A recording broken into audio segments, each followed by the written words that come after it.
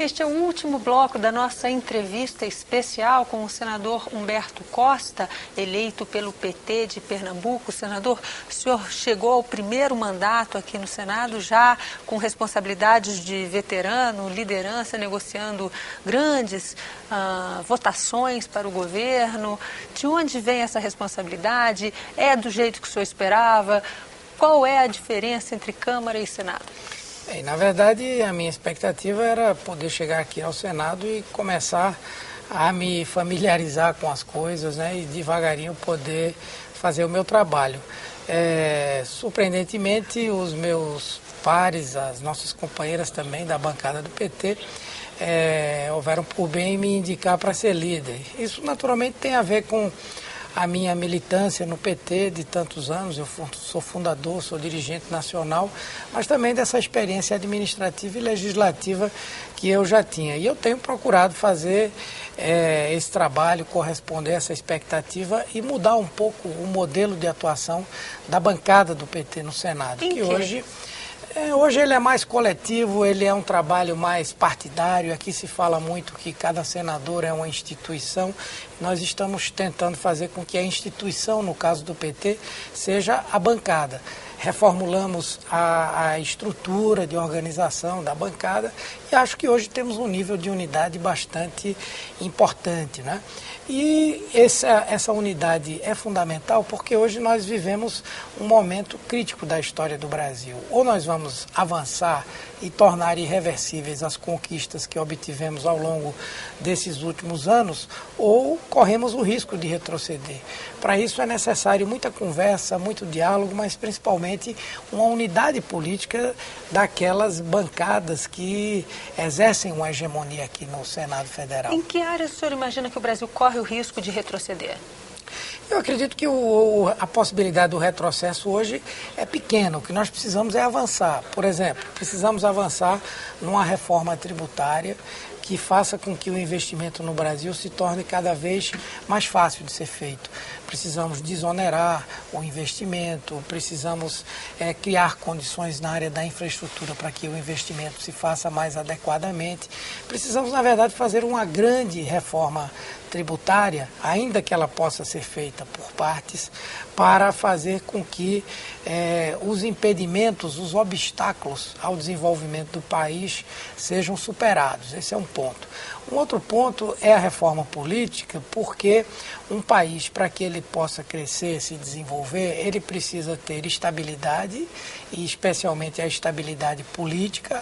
As mudanças que nós queremos fazer na estrutura política do país vão facilitar essa estabilidade e, ao mesmo tempo, vão aprofundar a democracia. O senhor falou que o Partido dos Trabalhadores hoje, pelo menos no Senado, tem atuado como uma bancada mais coesa.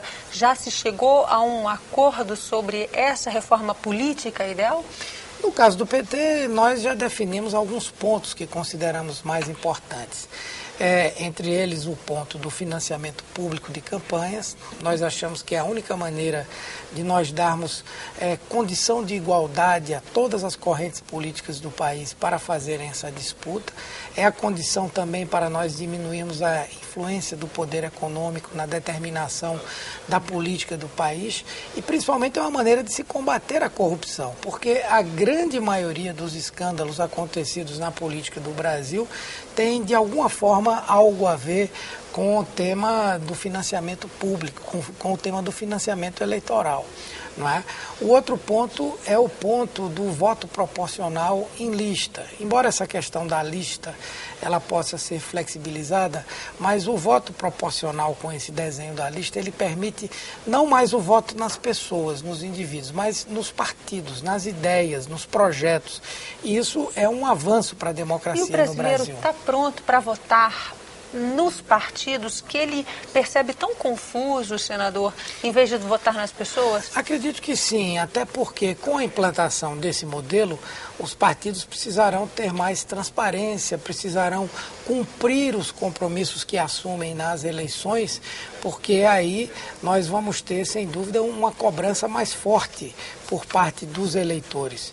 E onde esse modelo existe, o que nós sentimos é que a democracia tem sido aperfeiçoada, porque ao invés de nós estarmos apostando, como hoje, em celebridades, em pessoas que são populares, mas que não têm a vocação política, tem dado a todos nós alguns dissabores. Eu acredito que com esse modelo nós vamos avançar mais. O senhor falou aqui que esse era um momento importante da história política do país e que o Brasil não podia correr o risco de deixar essas reformas para trás. Avançar com a reforma política e com a reforma tributária. As pessoas que acompanham política sabem que estas duas são pautas da agenda do Congresso há pelo menos 20 anos. E, no entanto, chegar-se a um consenso ou conseguir-se efetivamente uma votação de reforma política ou de uma reforma tributária, até hoje não tem sido... São metas que ainda não obtiveram êxito, vamos dizer, por parte dos governos. Dessa vez, o senhor acredita que vai ser diferente? Acredito que sim. Do ponto de vista da reforma tributária, porque a estrutura de tributos no Brasil hoje é um impedimento concreto a um projeto de desenvolvimento com mais fôlego do que o que nós temos hoje. Por exemplo, é impossível fazer o país avançar se nós não tivermos uma desoneração da folha de pagamentos, especialmente daquelas empresas que empregam mais mão de obra. Nós não temos como fazer com que o investimento se mantenha nos níveis atuais e avance se nós continuarmos tributando o investimento. Ou seja, as pessoas no Brasil, quando investem, elas começam a pagar impostos antes de produzirem. Coisas assim precisam ser mudadas. Como também do ponto de vista da reforma política. Esse modelo que aí está, de financiamento de campanha eleitoral, por exemplo, ele está fadado a produzir cada vez mais escândalos e, por mais avançada que seja a nossa democracia, eu acredito que ela não pode resistir à quantidade cada vez mais crescente de escândalos, porque obviamente que a corrupção eleitoral ela havia anteriormente, só que hoje ela é desvendada, porque os órgãos de fiscalização, o governo, a polícia, enfim... Imprensa também, né? Então, acho que nós precisamos adequar os costumes e a nossa cultura política a essa nova realidade do Brasil. Senador, muito obrigada por essa conversa.